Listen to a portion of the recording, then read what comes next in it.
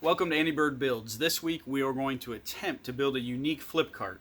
This is an attempt at me trying something that I don't know if it's going to work or not. Probably going to be changes along the way, and by the end I'm hoping that I have a usable piece of shop furniture. So let's get right to it. Let's go over the design first. Alright, so here's the sketch of what we're going for. So here's the cart. The total dimensions is going to be 30 inches wide by approximately 35 inches tall. Then here's the cube that goes inside. And so we're going to have, it's going to be on casters. I've got these casters left over from another project. And the first step of doing that is breaking down the plywood.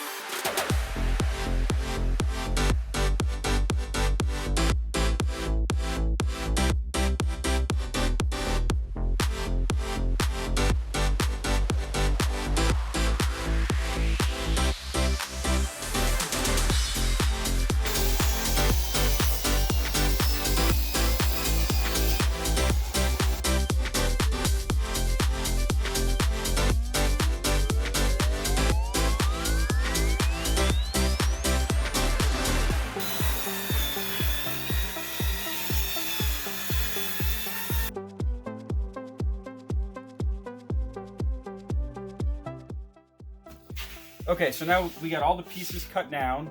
There's a total of 7 pieces, and so these are the sides. I'm going to use pocket hole joinery for this, and they'll be on the inside, so you won't be able to see them from the outside. But it's shop furniture too, so I think it'll be perfect.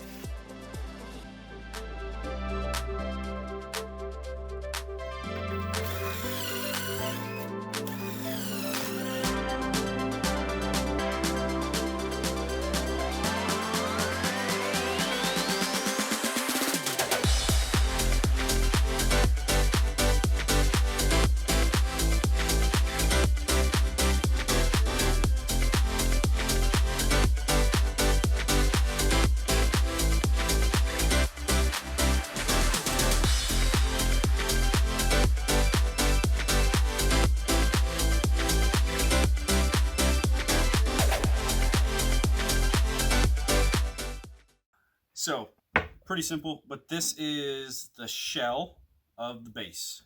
And our cube, I'm going to call it, is going to go inside here. And then there's going to be holes drilled in each side. And here is the metal solid steel that is going to run through, and everything is going to spin on. It's kind of like a Ferris wheel of tools. That just kind of dawned on me. All right, we need to set the base aside so we can assemble the cube.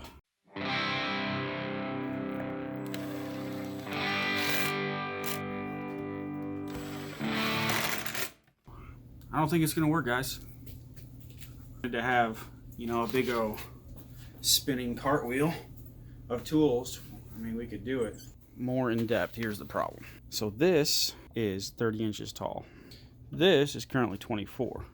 Tools are going to sit this way. You gotta have the height of your tool plus the height of your box plus the height of your tool. That's how tall the total height has to be.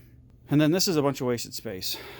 Okay, so what I'm going to do is, this is still going to be my base, still going to be my dimensions, but I'm going to take the sides and flip them over to this side, and then this way, this will be open, and we're going to make just a double flip cart. Not that the other one wouldn't work, but once I had the pieces together in the dimensions, and with the tools sticking out on the ends, it just isn't ideal for my shop. I have some space for it, but it just doesn't make sense. So I'm going to go with this.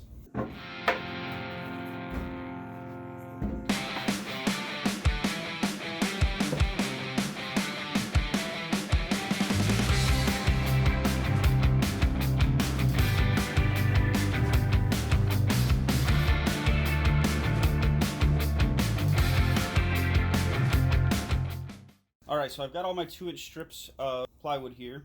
So I'm going to go around the outside edge.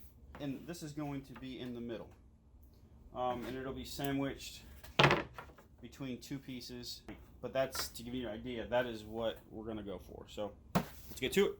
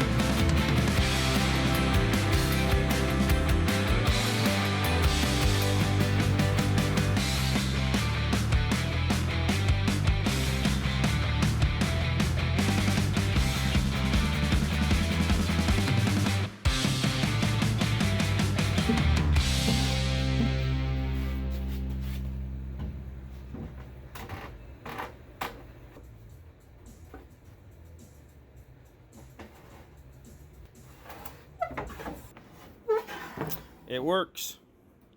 So now to install the hardware that'll lock it in place at the top here. I'm going to cut this steel to size just so I have a little bit sticking out. And then I got to put the casters on it and then bolt the tools to it.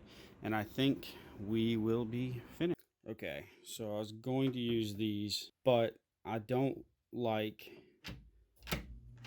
how much play is in them. So I drilled a 3/8 hole, and so this fits in there, slides in, and it is a lot more stable.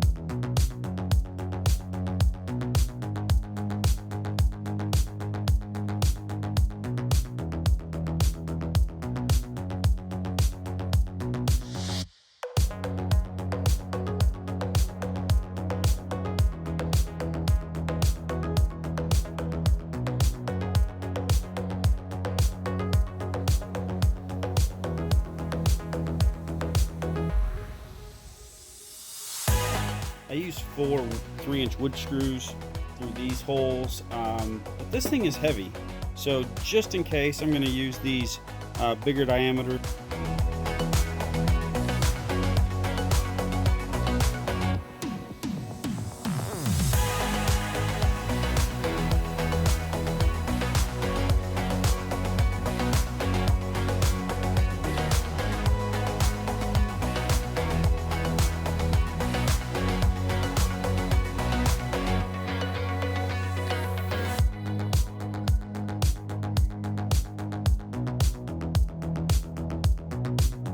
So like I said at the beginning of the video, this was more of a journey and seeing if an idea that I had in my head could be executed.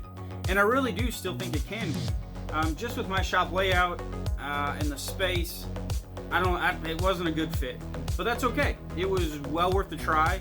So this just proves that you don't have to have the perfect idea or perfect prototype. It's okay to work through it and the solution to look different than you thought it was going to.